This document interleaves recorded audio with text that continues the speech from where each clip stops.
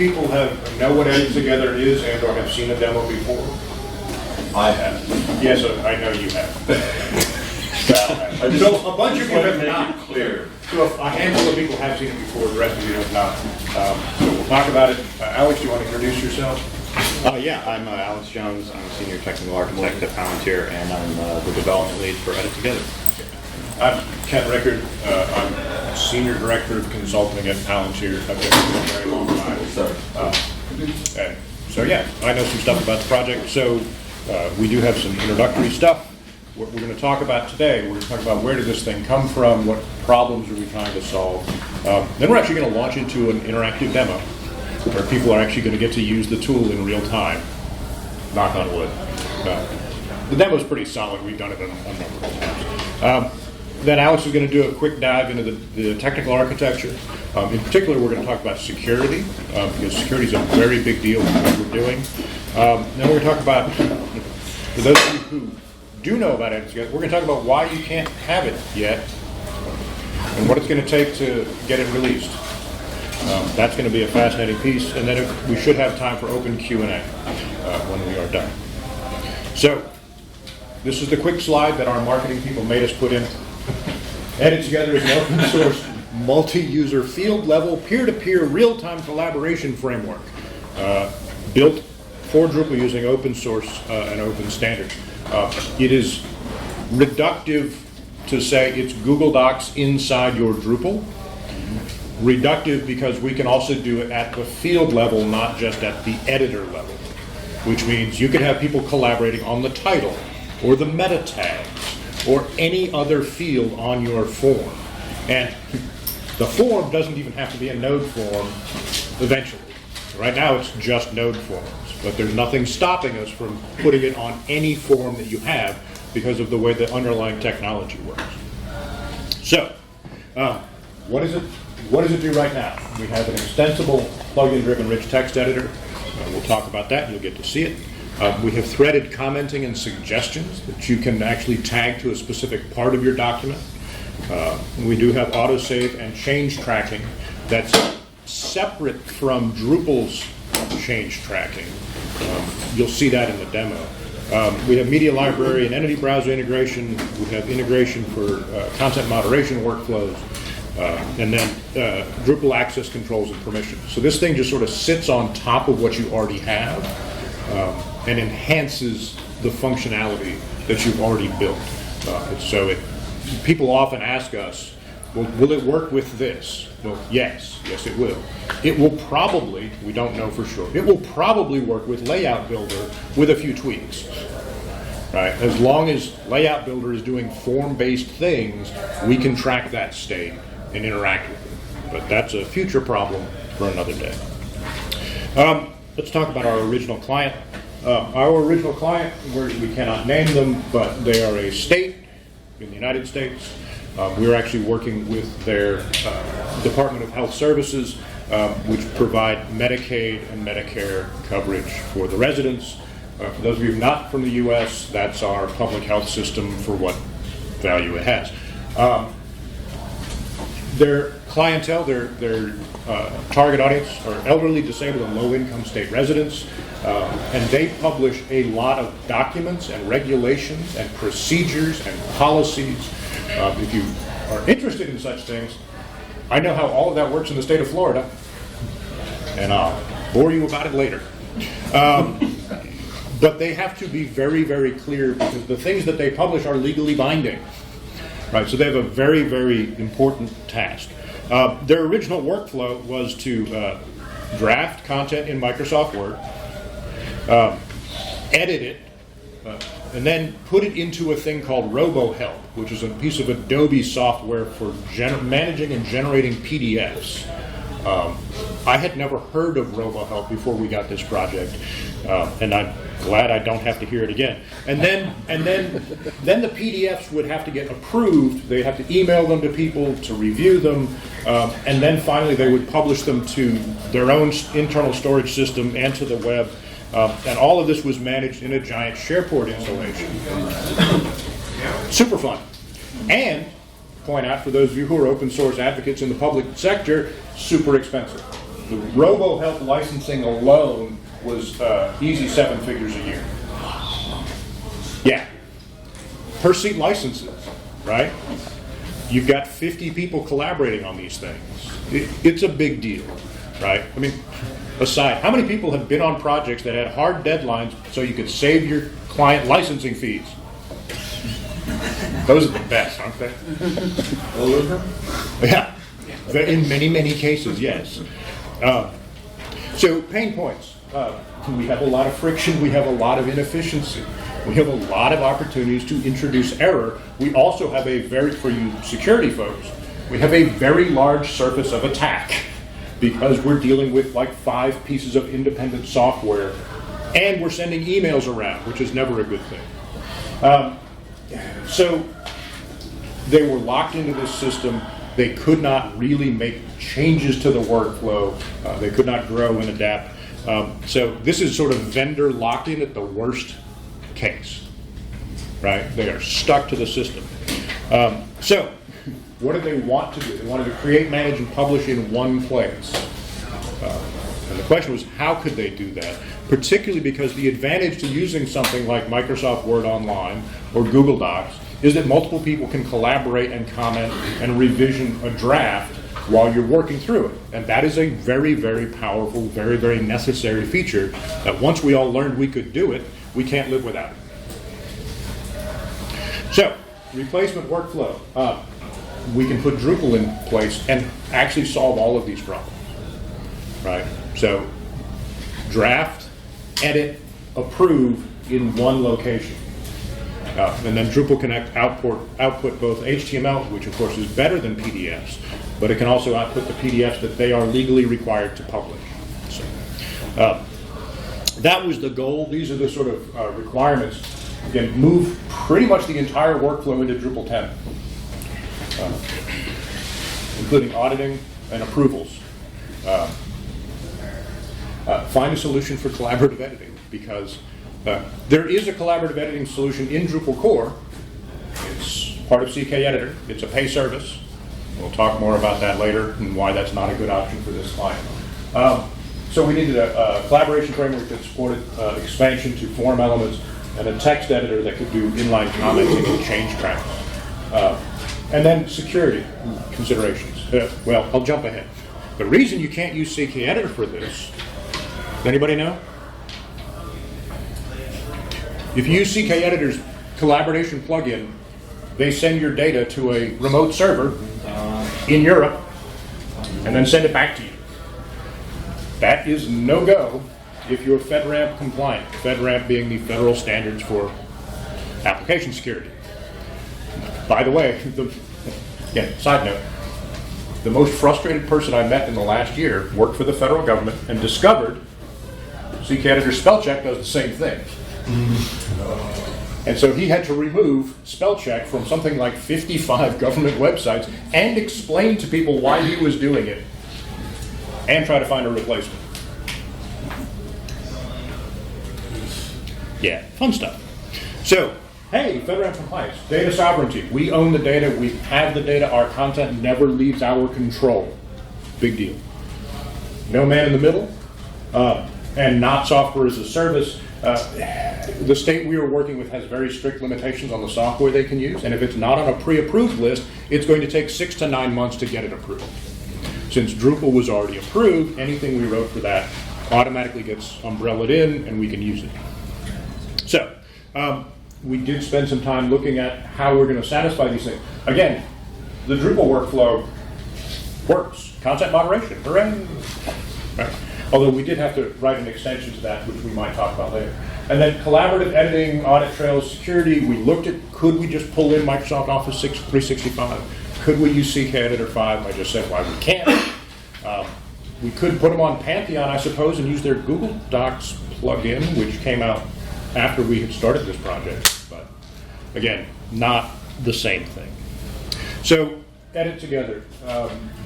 What is it?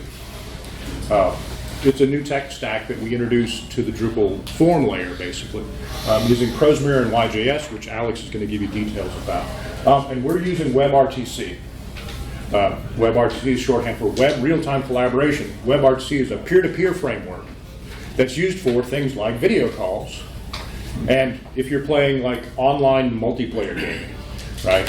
The advantage to WebRTC, again, Alex will get into, but in a nutshell, it's the communication stays with your peers and doesn't go to a third party, right? The only thing we need a third party for is to connect the peers. And all they're connecting with is a request. They're not sending any data. So, big deal. Data sovereignty, and then the community stuff. This is, again, we're in an interesting point of this project, of where it's almost ready, but it's not out. And I'll talk about that later. But this has a really important feature set that could put Drupal ahead of a WordPress, right? Or any of its other competitors. So, Alex, I will turn this over to you. You can actually go to this website, EditTogether, 2 T's, edittogether.palantir.net. You do not need to log in as a user. You do need to get past the ht-off password, which is right there. All right. I'll give everyone a second to get over to that site, and then I'm going to pull it up on my machine as well so that we've got it.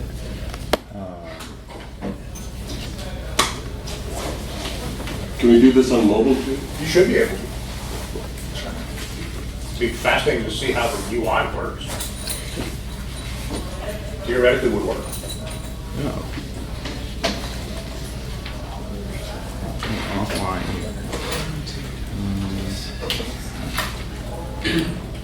Build a Wi-Fi hole, guys. Yeah. Looks like. Well, he's doing. I go so far back in Drupal. I was at the first Barcelona DrupalCon in 2007, and I did a presentation first thing in the morning, and it was going to be a live demo, and the Wi-Fi didn't work. And I had no whiteboard, and I had no slides, because I was just going to be like show and tell. Here's the thing. Here's how it works. That I can't show you. So let's talk about it theoretically. That's going to be so much. Have other people been able to get to this URL successfully? Yeah. You'll see there's a list of nodes on that page. You can just jump into any of them. And then Alex can get into. So there'll be things like, what does it say, like demo page 1, untranslated. We did double check that, actually I did contribute to this project. I wrote the translation layer. So you'll see there's English and Spanish language versions of things. This works in either language, it doesn't matter. It supports multilingual out of the box. It's important for Drupal. So, hey, at least you got a prompt. Yeah. It looks like the hotspot is not gonna work here, but we'll try one of it. Well.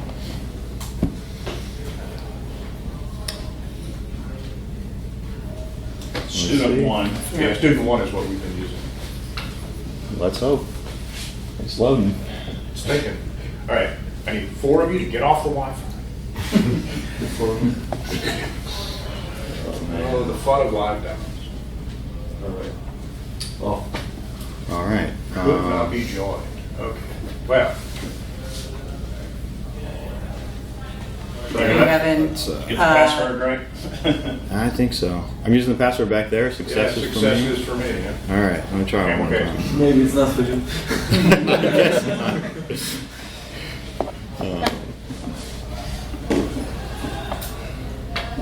Yeah, it looks like you're there. Yeah. Okay. All right. We are back. Yeah. So if you all have logged in, you should see this this page here, EditTogether demo, which Ken was talking about. And if you scroll down, there's a presentation demo content list. You can see we've got some users in the no translation page and the demo page 1. I'll go ahead and hop into this one.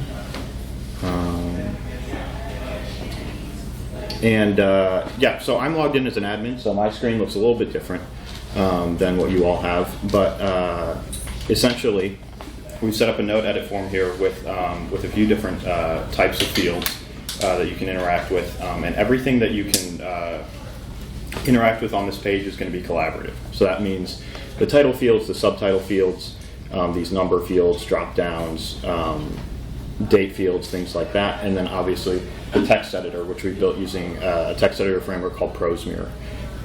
Since you all are anonymous users, you don't have these settings over on the right here, but these settings become collaborative as well with EditTogether. In the text, Can you hit like Command plus or Control plus or something? Just to make it extreme. oh yes, yep. How's that?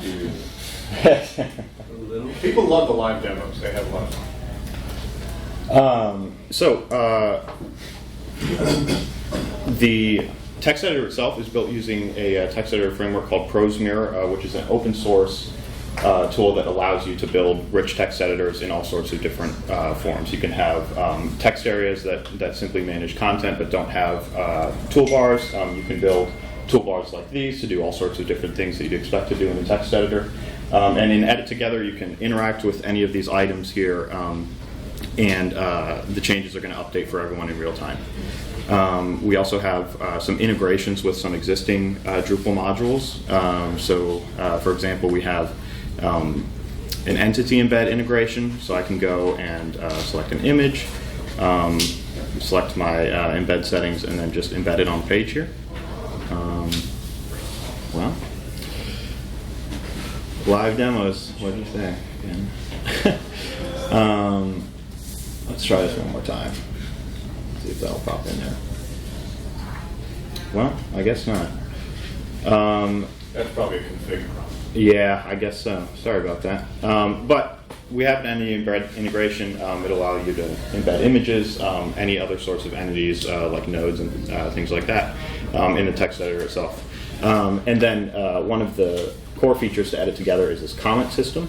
So when you highlight text and EditTogether, you can actually create a comment, and then you have all sorts of options for editing comments, deleting comments. You can create comment threads, and all sorts of things that you'd expect to do in a collaborative environment when you're collaboratively editing. We also have this autosave feature with EditTogether. This is different from the autosave form module that some of you may have seen. What we're doing with EditTogether is we're actually just saving the collaborative state that EditTogether is tracking when you're editing.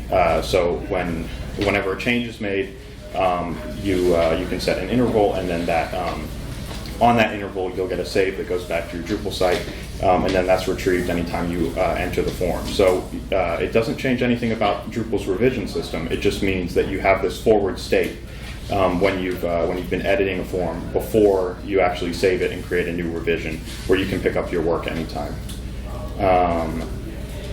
Yeah, that's probably important to note the difference. So the underlying technology here is tracking revisions and cursors in real time, and that's what's being saved here into state, essentially.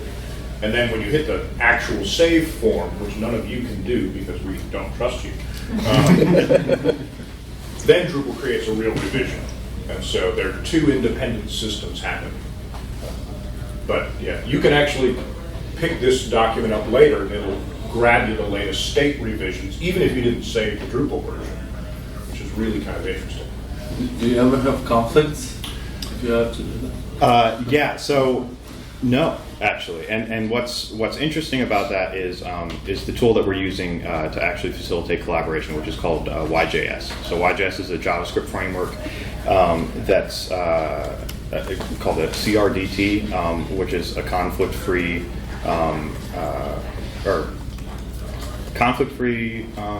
data type.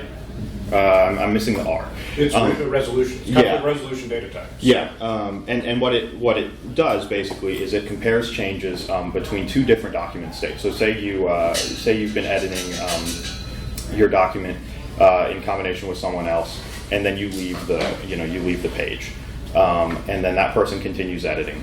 But when you enter the page again, if they've been editing that whole time and that autosave interval hasn't fired, you're going to get back the last autosaved document state, which is different than the state that they're trying to share with you. What YJS can do is basically zip those changes together, calculate the difference between those changes, and then update your state so that it's synced with the other people in the room that you're connecting with.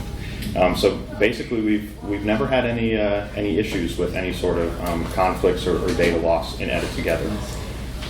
We do have issues though with the save functionality. If you want to talk about that. Yeah, you could potentially have an issue. This is a little challenging to demo without me being logged in also. But you could, Alex, if you go down and save, see, yep, somebody tried to save it. Right. This right now is sort of the best thing that we can do is like, hey, somebody's trying to save this back to Drupal, because if this succeeded, and I love it, someone's trying to hack it, but our permissions shouldn't let you. Are you actually getting a save button and click this? Yeah. Why are you getting a save button? Yeah, we just don't let you do it. Yeah. So you still get the button. But if he clicks it, go ahead and click it. Yeah. Save this translation. You should be able to save it out. Yeah, I think that is another Wi-Fi issue. Oh, yeah, it could be. So there we go. You did save it. I did. Everybody else should have gotten a notification that it got saved. So there is a potential for data loss here if you're in the middle of doing something when the state gets written back to the Drupal database. So that is an edge case that we have to work through a little bit. But you do at least get real-time notifications. One of the nice things, again, so what YJS is doing is it's using the WebRTC framework to send real-time events to everybody who's connected to the chain, essentially. Yeah. So we can send those kinds of messages, right? That auto-save message works the exact same way. Everybody gets that message every time it fires. Yeah. So up to this point, the YJS is handling the syncing and the state on top of this form, but ultimately it's Drupal's responsibility to save it to the database here. Correct.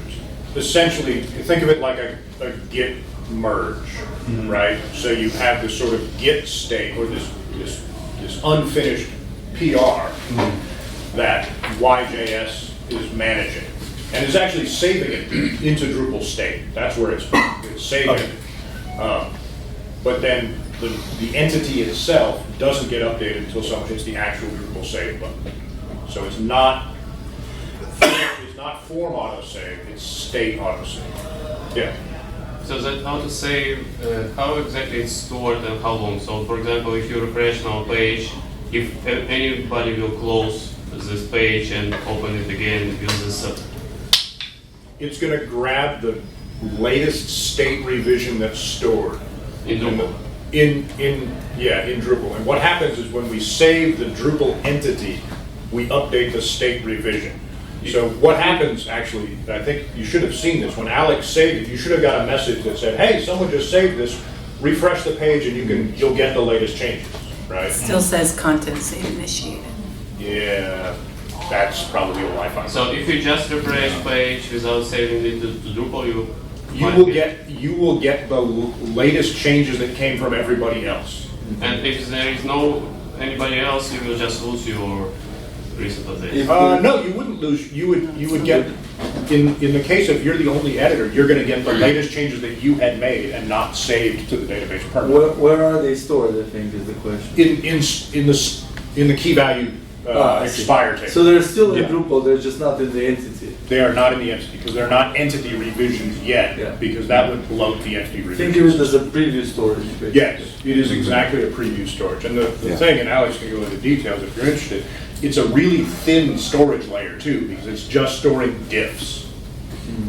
Right? So what happens is when you load this up again, it's going to load the entity out of Drupal and then load the diff and then merge those two things. So we don't have these giant database objects tracking all of this stuff. We have very, very lightweight database objects.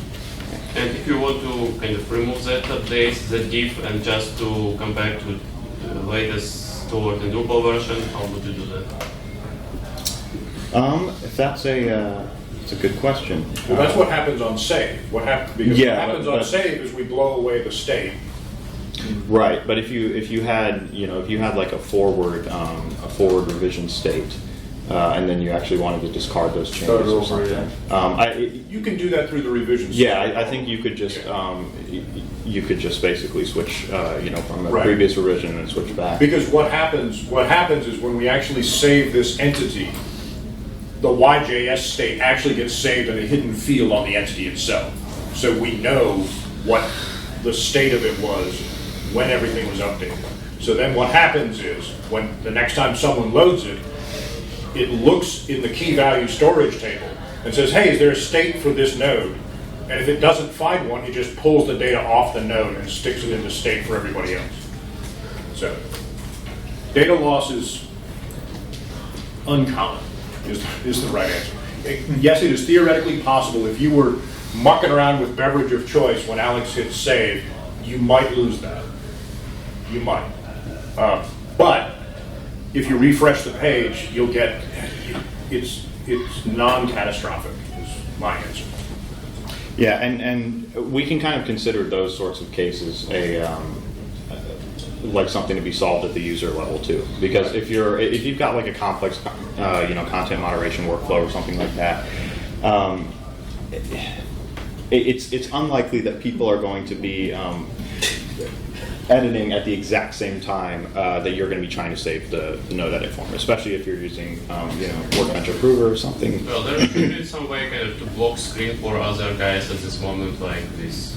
Not giving During them saving, you mean? Yeah, so at the moment somebody is saving, you can just probably block the entire screen. Like you cannot edit at this moment because saving is happening. Then We could. Right now, we're just firing an event that shows a message, but we certainly could put a big modal pop-up window that's like, nope, you can't do anything until this changes. Yeah. But you can change it, and then it may not get saved, but it's still in the current edit mode, right? Because I feel like that's just what happened. As you were saving it, people were typing, and maybe it didn't get saved in the revision, but it's in the new state. That is very possible, and that might be a Wi-Fi lag issue here. No, But I don't know. Well, I'm saying it's a good thing. I So you think that's can by continue design. to edit, even though it's saving in the back end or whatever, as a Right. revision or whatever. Right, because YJS is smarter than I am. That's why that works. Yeah. Well, and this stuff is happening in the JavaScript layer, right? So as long as you don't refresh your page when that save is happening, all of these processes that we've set up to do the autosave, to reach back out to the Drupal database, that's still going to happen. So if one person saves the form and there are 3 other people still editing, those users are going to be able to continue to make changes, and they're still going to have the most updated save content. Because they were in the document at the time that it was saved. So, yeah. Anyone have any other questions about the demo? And if not, we can. I Yeah. wanted to see the revisions page from an admin, and like, are there different states? Like, do you still need a draft state, archive? You don't have to have one, but it supports all of that, because Okay. again, it's going through the Drupal save process. Okay. Right. Yeah. So, Do you have a state revision history that can be viewed somewhere? So we don't have one that can be viewed somewhere currently. However, what YJS does when we save this object back to the Drupal database is we whenever you make a save and actually save that back to the Drupal entity table, you also get the associated YDoc state at the time that you saved. So every time you make a new revision, we basically cut the YDoc state at that time that you had made that revision. But this YJS state technically does have like all of the editing history, like granular editing history, every character that's changed since the document was created. So theoretically, with a feature like change tracking, like you'd see in Microsoft Word or Google Drive or something like that, you could view all of your editing history over time, and also see editing history between different revisions in YJS at a granular level, like highlighting, to see like what content you've deleted, what content you've added, changes you've made, things like that. And to be clear, the data for that exists now. Yes. We're just not mining it. So we just haven't written the user interface to do what you're talking about. Yeah. But we're not throwing away that data. Right. Right. And one thing to note about the Drupal revision system, though, is it does kind of complicate the way that we think about change tracking in EditTogether and in a collaborative environment. So the Drupal revision system works really well in an environment where you're not doing any sort of collaboration. But when you want to keep track of that like granular history, if you say like revert to a previous revision, you can lose some of that history. So one way that you could potentially combat that in a change tracking feature would be to merely like pull the old state and apply it to the new YJS state. But that is something that we recommended that our client shy away from, was like restoring to previous revisions, just because you can lose that YJS history over time. Right, so we should do a quick tour of the architecture. Yeah. All right. How long? Are we 45 minutes or an hour? 45. So we got to run. Yeah. All right. Well, Questions at the end. yeah.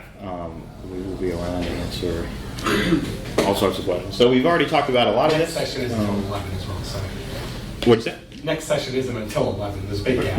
So we can hang out. It's not. Cool.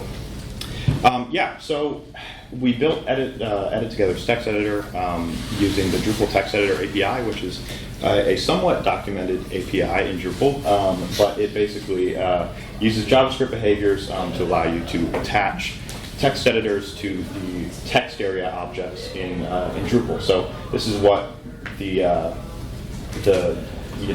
text formatted long field looks like if you don't have any editor installed, if you don't have CK Editor or EditTogether's text editor or something like that.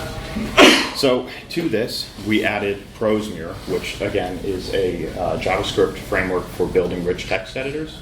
And here you can see we've basically attached that to Drupal using the text editor API, and that gives us a way to interact with the text area and actually have HTML markup that can be applied to that text area so that it's saved back to the Drupal database. I'll point out real quick, ProseMirror is very well supported, very non-judgmental. If you've ever used Jira or any other Atlassian project, you've used ProseMirror. And in that way too, it's very flexible. So if any of you have used Jira, you'll notice that like they have all sorts of different text editors. On Confluence they have entire pages you can interact with. In Jira itself they have little text editors for tickets and things like that. You can basically use ProseMirror's internal data structure and apply any sort of functionality you want to it that you could imagine within the context of a rich text editor. And then spin up these different instances, and content can be kind of seamlessly transferred in between them. So this looks a lot like CK Editor. Well, maybe not looks, but it acts a lot like CK Editor because we don't have the collaboration yet. And to do that, we use a framework called YJS, which is a shared editing framework that syncs common data structures in real time. So all it's really doing is using the JavaScript layer to establish connections with other users and syncing things like maps and arrays and strings and integers, things like that. Just common things that you see in CS and making them collaborative. And it works pretty seamlessly. You can basically create a new array, for example, and just add stuff to it, and it will just be updated for everyone who is connected to the same room that you are. Which is how we do real-time messaging of like auto-save events. Just like, oh yeah, let me spin up another property on the YJS object, propagate it to everybody, and then everyone just reads it. Yeah, and YJS also has a really powerful event system, so you can basically just listen to changes in those different data structures, and when you're trying to communicate something to another peer, one peer has to make an update and the other peer has to listen for it, and then you get you can do all sorts of things with it, like messaging, as Ken said. So we've talked about some of this as well, but we're using ProseMirror and YJS together because ProseMirror is providing a structured data type for actually managing HTML content, and that is what YJS needs to sync this text editor content in real time and have these cursor positions and things like that. So ProseMirror takes HTML and just converts it to its own internal data structure, and because that's rigid and immutable, basically ProseMirror, every time you make a change in ProseMirror, it updates, basically creates a new state and updates it with that change, and then that state becomes immutable. And that works really well with YJS because it means that you can zip changes together and not assume that any states have actually been mutated in a way that you didn't expect them to be. So I'll go quickly through some of these architectural features, but the main things we want to talk about are EditTogether's plugin system, auto-saving and document revisions, how we actually do form element bindings in EditTogether, and then some integrations we have with existing modules. So when we started working on this project for our client, we imagined that it was something that the community was going to want, and so that was the idea all along, that we would actually release EditTogether to the community once we completed development. So we've designed EditTogether to be flexible and allow other people to design features for EditTogether, write features for EditTogether without having to edit EditTogether directly. So we built a plugin system. It's somewhat similar to CKEditor 5's plugin system, if any of you have worked with that. But essentially, you can define features for EditTogether in custom modules or contrib modules at some point, and then those features will be ingested by EditTogether at runtime, and you can see them, on your Drupal site. In service of this, we've actually built EditTogether's core features entirely in different modules than the EditTogether core module itself. So we built a default plugins module to support all of our toolbar buttons that you see in the toolbar, and all of the ProseMirror plugins as well.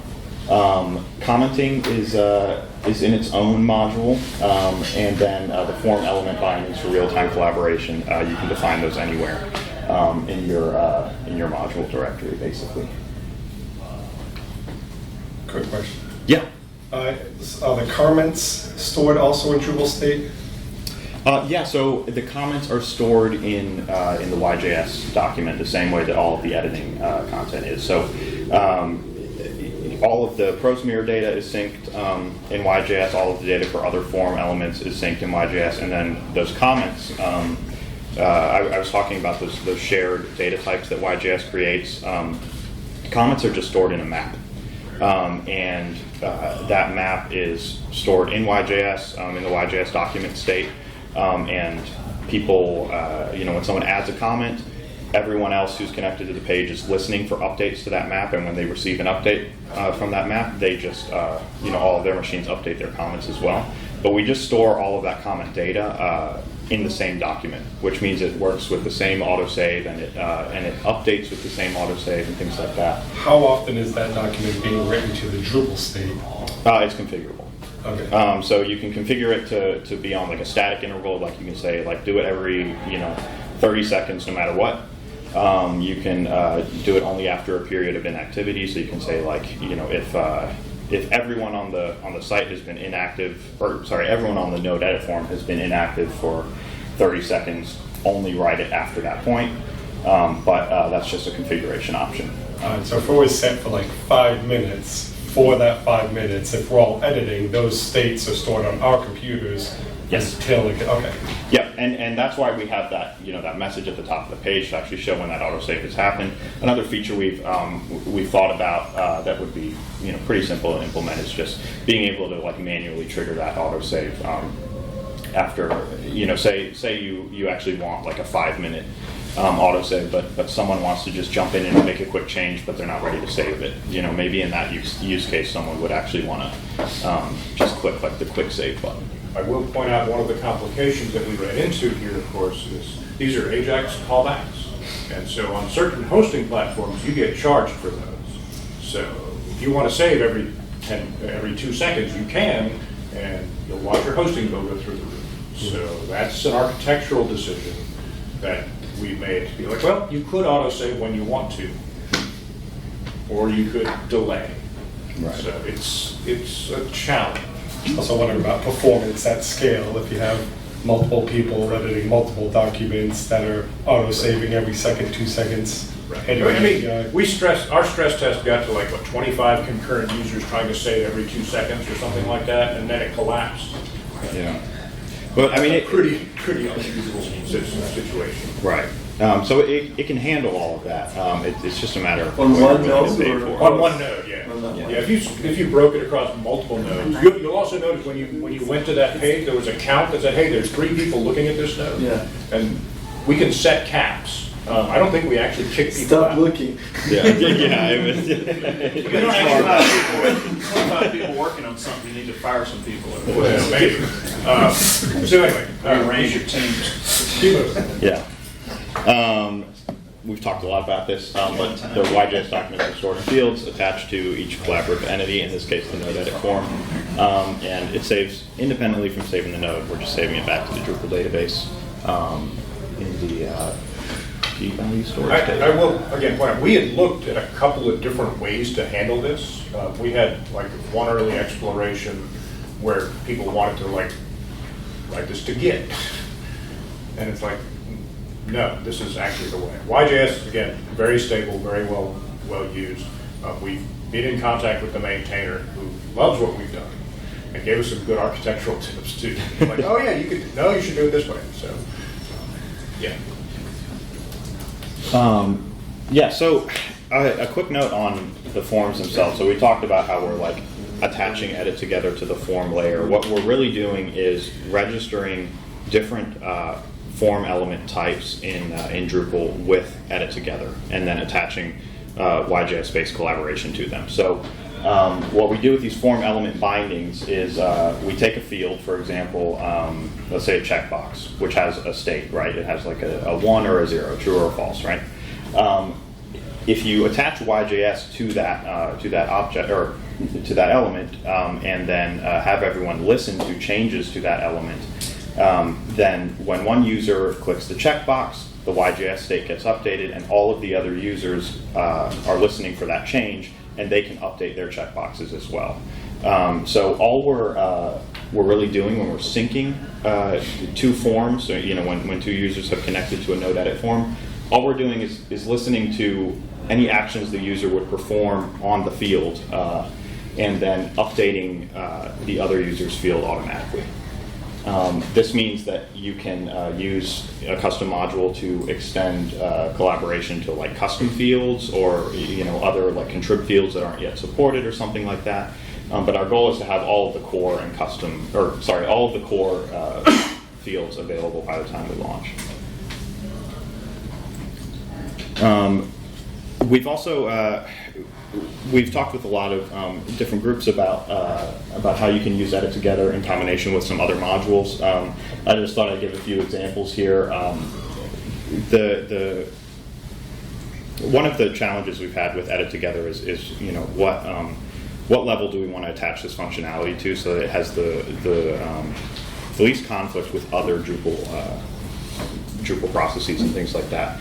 That's one of the reasons that we went with attaching collaboration directly to the form, because at that level you can basically layer most other Drupal functionalities on top of it, and it won't conflict with those functionalities at all. So you can use EditTogether with content moderation, you can use it with various Workbench modules, and we think you can use it with workflows based on our understanding of workflows, but that is why there's a star. You can also use EditTogether to add collaboration to existing features on your site. In core, we believe we can use EditTogether to add collaboration to Layout Builder. If you think about Layout Builder as just another form, then you can sync all of those changes in the same way that I was describing with the form element bindings. Contrib modules, paragraphs is a great example of something, and it already kind of works with EditTogether. And another one that came up for me yesterday was Leaflet, which is a mapping library, but I saw that it was included in the Drupal CMS distribution, and that would be a great example of something that you could extend with collaboration in EditTogether. Talk briefly about WebRTC infrastructure and hosting. So the barriers we had with our client were that we needed something that was secure and reliable, and it needed to be cheap because collaborative editing is not cheap, especially when you're talking about client-server models. So the traditional model with collaboration is that you have multiple clients, and when they make changes or when they want to receive changes to a document, they reach out to a third-party service, and that third-party service manages the state of their content. So, for example, with CK Editor, when you load your form, your document state is passed off to CK Editor's hosting environment, and CK Editor keeps the source of truth for the document, and everyone interacts directly with that third-party source to update the document and receive updates to the document. This is really expensive because you have to, the third-party hosting environment is responsible for calculating all of those changes that you're making. It's also somewhat of a security issue, especially depending on where that information is being hosted. Some agencies we work with, government agencies we work with, that hosting platform has to be both approved and in the US. Some groups don't even want their content leaving their internal systems. So these third-party services pose a problem for those two reasons. What we've done with EditTogether is we went with WebRTC, which does have two different types of servers that you need in the cloud, but they don't handle your data. So what WebRTC does is it reaches out to servers in the cloud that help you connect with other users, and then once you've established that connection, all of your data is passed directly between your peers. So when a bunch of people at a government agency connect to a node edit form, they might be talking to a server to see who else is on that form, but when they actually start making changes, those changes are only shared between the people on the form itself. We've got a few options that we've built out already. We have a default signaling server, which is just a simple Node.js server that's packaged with YJS, and then we have Azure Web Hub Sub, which is another publish subscribe service that you can use as a signaling server. The signaling server is the server that we need to actually establish the connection between users. So we reach out and say, like, hey, who else is connected to this node edit form? And then it responds and says, here are all the people that are connected. And then we go and establish those connections. We also need a stun turn server, which is a server that you fall back to when you can't establish that peer-to-peer connection between users. That happens in cases where users are behind a firewall or they're on a VPN or something else like that. What that allows you to do is basically relay your information at the through an encrypted tunnel through like Metered or Twilio, and then you can basically collaborate in real time on a VPN or something else like that. Yeah, and I will just point out, for those of you who've been tracking EditTogether for a while, this is the single biggest blocker to actual release, because these services are they're not free, they're not publicly available, there's no easy way to spin them up if you're not a technical person. So if you wanted us to implement EditTogether, we can spin this up for you in a day, no big deal. But we can't scale it if 2,000 people want to use it. Right? We just have no infrastructure. So that is a huge problem. Probably don't have time to talk about today. But again, yeah, the stun turn thing was one of those surprises, because we're doing all this and we're testing, and you can run WebRTC locally, it's fine.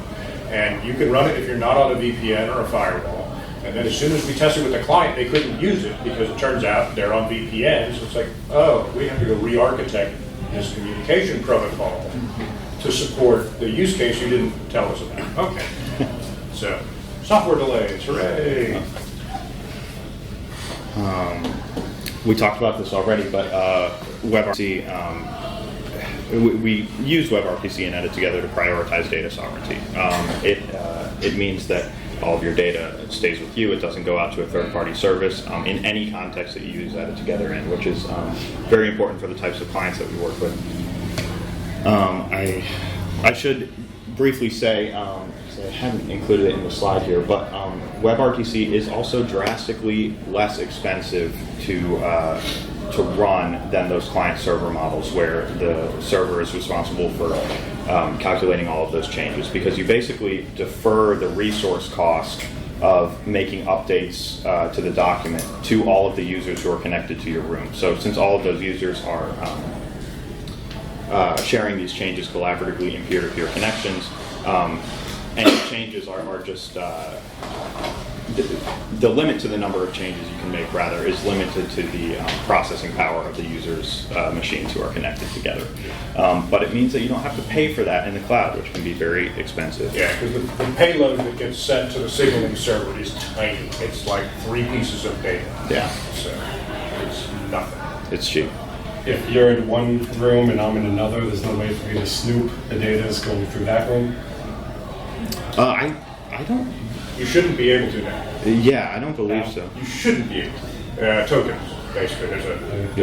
So we're sending an encrypted request to the server. It's got a token. It's got a room ID. And it's double checking those 2 things. And the message is coming through with, is the data also encrypted online, or it's? Yeah. Yeah, that request. Yeah, all the connections between the signaling server are encrypted. They're just WebSocket connections. And then, of course, when you establish those peer-to-peer connections, those are encrypted as well. And under normal operations, essentially, someone would have to eavesdrop on that connection, grab that data, and be able to spoof your Drupal login. And then they could potentially hijack your session. But that's really hard to do. You got bigger problems at that point. Yeah, pretty much. Yeah. We'll talk about the roadmap to release real quick. First, I'll go over some of our MVP features, and I'm going to pass it off to Ken. So what we think we need to release this module to the community are a few things here. We've got a media library integration that we've done some work on so far. We want to be able to do field locking for non-collaborative fields. So for people who have like contrib fields that aren't yet supported for collaboration, we don't want that to be a barrier for them adopting EditTogether. So we want to implement a field lock that basically locks other users out of interacting with the non-collaborative field when one user interacts with it. And that is something that we can do using YJS. We also have some accessibility and WCAG compliance things to resolve, including having tables for all of our hotkeys. We want to do a full integration with Drupal roles and permissions, and then we want to have pluggable server providers. So we want to build out Azure and Twilio and Meter using the EditTogether plugin system so that other people could build other services as well. Beyond MVP, these are all the things that we think we can do with EditTogether and would like to see either us do in the future or have the community do. So change tracking, suggestions, multi-field commenting, so being able to comment on the title field and other fields on your page, a layout builder integration, external review, which is something we've heard a lot about. So having people who really don't like working with Drupal come into your site and be able to add comments to like a work in progress or a review ready piece of content and add their comments without having editorial permissions.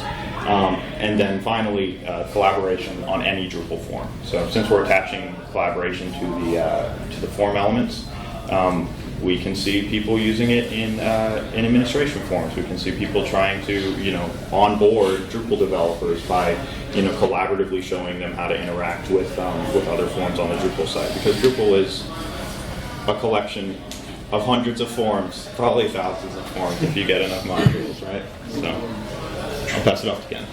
Yeah, so we have a lot of documentation that still needs to be done, to be delivered so that people can actually interact with this.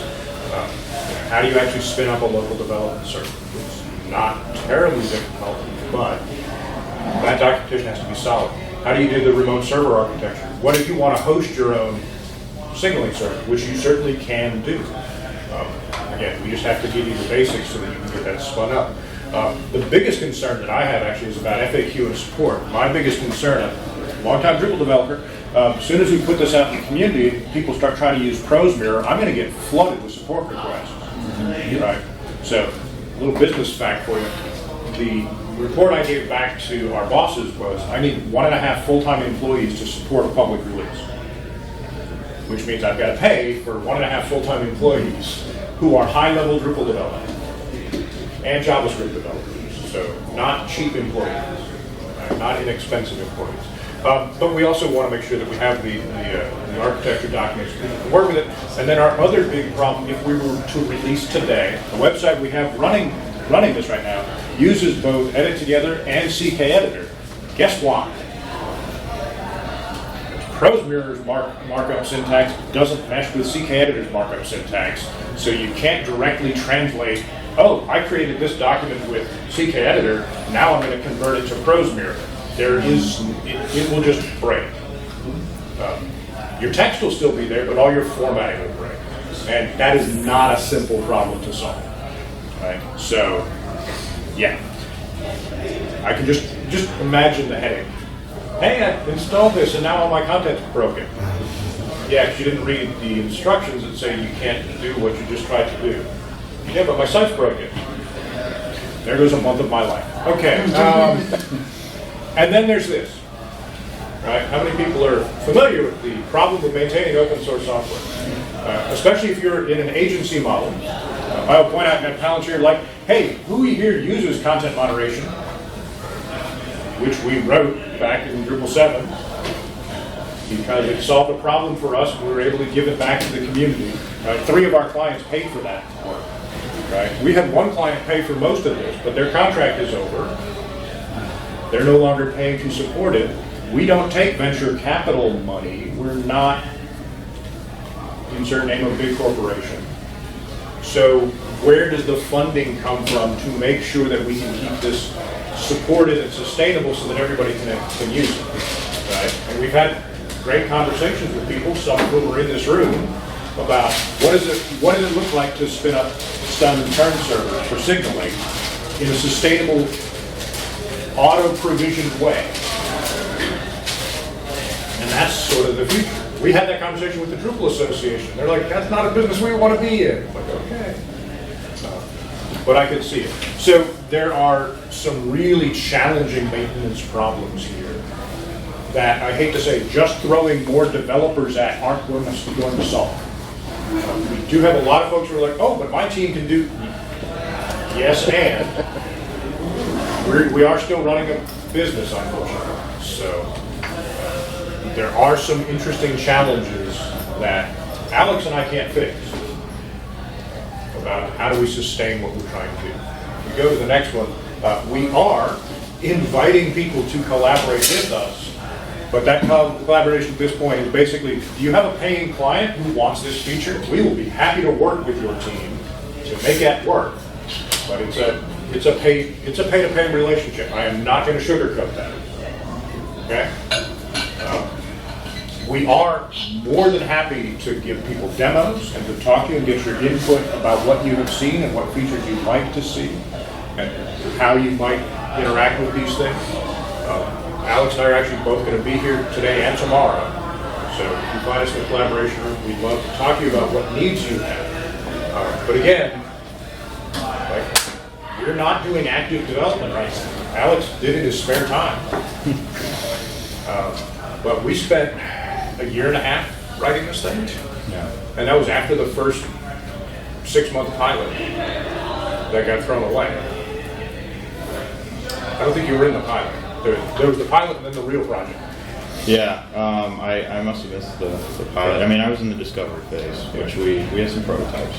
And we've had conversations. There are other big name Drupal firms who have gotten this close with the same technologies, and they haven't released it either because they can't sustain it. So that's a big open question. Now, personally, I love the idea of, hey, there's a Drupal CMS hosting platform, and by the way, as part of your $90 a month, you get a stun turn server, and we get, 2 nickels for every, whatever, we get a cut of all that. Or somebody does, who can be paid, again, to maintain. So early access. Happy to talk to you about it. Yeah. We are all over the place. Next session is until 11. It is now 10:44. If you want to stick around for questions, I will hit the red button to stop. Yeah.